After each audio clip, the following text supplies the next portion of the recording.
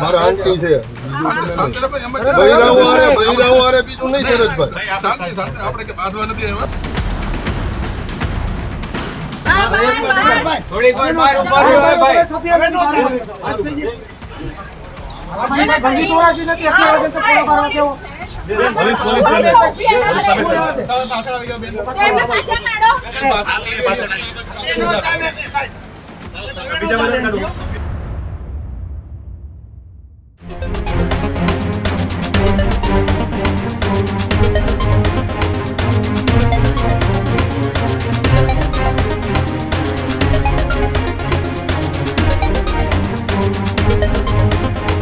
અમરેલી જિલ્લાની તાલુકા પંચાયતના પ્રમુખ પદની ચૂંટણીમાં ભારે રાજકીય સસ્પેન્સ બાદ એક મોટા ઉલટફેર જોવા મળ્યા છે।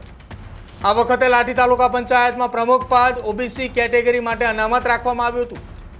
ચૂંટણીની અંદર ભારતીય જનતા પાર્ટીને બહુમતી તો મળી ગઈ, પણ ભાજપ પાસે એક પણ ઓબીસી વિજેતા ઉમેદવાર ન હતો, જેના કારણે પક્ષમાં ભારે ટેન્શન અને ભારે એક ગરમાવો જોવા મળ્યો હતો કે આ વખતે આપણી પાસે લાઠીની સત્તા તો આવી પણ પ્રમુખ આપણી પાસે નથી।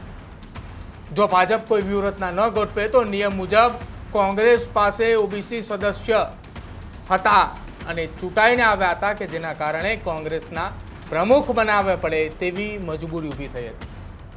કોંગ્રેસ સત્તાની નજીક પહોંચી પણ ચૂકી હતી કે કોંગ્રેસના એ લાઠી તાલુકા પંચાયતની અંદર પ્રમુખ બનવાની પણ તૈયારી હતી।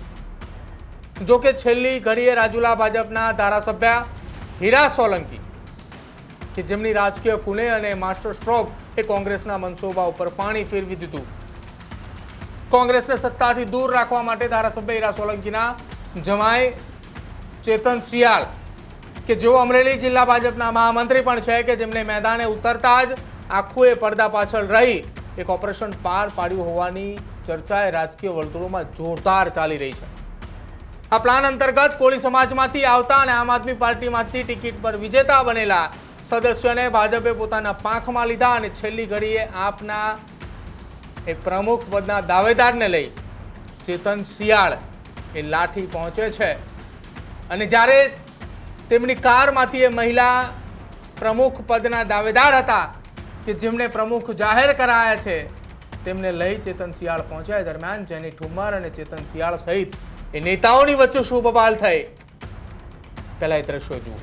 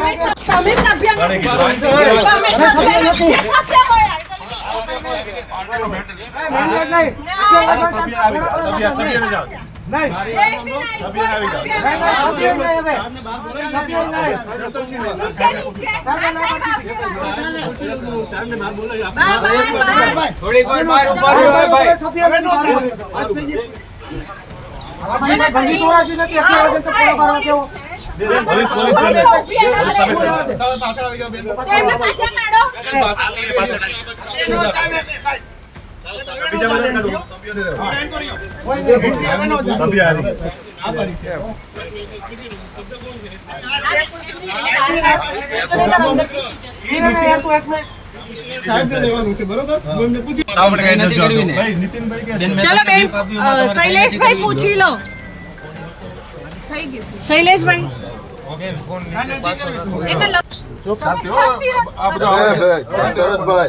મારા આંટી છે બૈરાઓ બીજું નહીં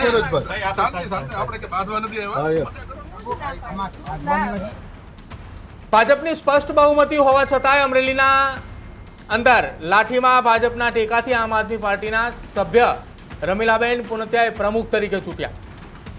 કદાચિત ગુજરાતની અંદર આ પહેલી એવી ઘટના હશે કે જ્યાં ભારતીય જનતા પાર્ટી આમ આદમી પાર્ટીના મહિલા ચૂંટાયેલા પ્રતિનિધિને લઈ અને દોડધામ કરતા જોવા મળ્યા। કદાચિત આ પહેલી ઘટના હશે કે જ્યાં ભારતીય જનતા પાર્ટી આમ આદમી પાર્ટીના નેતાના સમર્થનમાં ઉતર્યા અને આ ઘટના બની લાઠીમાં. આ ઘટનાથી રાજકીય વર્તુળોમાં ભારે ચર્ચા શરૂ થઈ અને ઉપપ્રમુખ પદે પંકજ બલર અને કારોબારી ચેરમેન તરીકે રિંકલબેન પરમારની વરણી કરવામાં આવી. અને આ સૌથી મોટો ટ્વિસ્ટ એ રહ્યો કે ભાજપે જ આમ આદમી પાર્ટીના ઉમેદવારને સમર્થન આપીને સત્તા હાંસલ કરી. ત્યારે અમરેલી જિલ્લા ભાજપના મહામંત્રી અને ધારાસભ્ય હીરા સોલંકીના જમાય કે જેઓએ પડદા પાછળ રહીને ખેલ પાડ્યો હોવાની ચર્ચા આખા અમરેલીમાં ચાલી રહી છે, એ ચેતન શિયાળે શું નિવેદન આપ્યું સાંભળો. રમીલાબેનને ભારતીય જનતા પાર્ટી દ્વારા પ્રમુખ માટેના અમારા દાવેદાર હતા ને અત્યારે જ પ્રમુખ તરીકે ડિક્લેર થઈ ગયા છે. આના માટે અમારા રાજ્યના અમારા મંત્રી કૌશિકભાઈ વેકરિયા, સાંસદ ભરતભાઈ સુતરિયા, અમારા ભારતીય જનતા પાર્ટીના પ્રમુખ અતુલભાઈ કાનાણી, સ્થાનિક ધારાસભ્ય અમારા જનકભાઈ અને પાર્ટીના અમારા વરિષ્ઠ શરદભાઈ દ્વારા આજે અમે લાઠી આવેલા હતા.